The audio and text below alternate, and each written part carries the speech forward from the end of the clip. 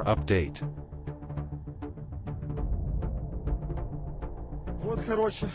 Russia launches biggest airstrikes since start of Ukraine war.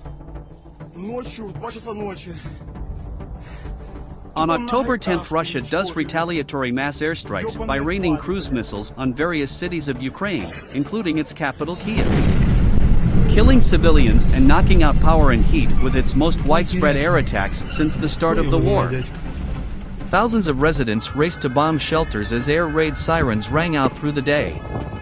The barrage of dozens of cruise missiles fired from air, land, and sea was the biggest wave of airstrikes to hit locations away from the front line.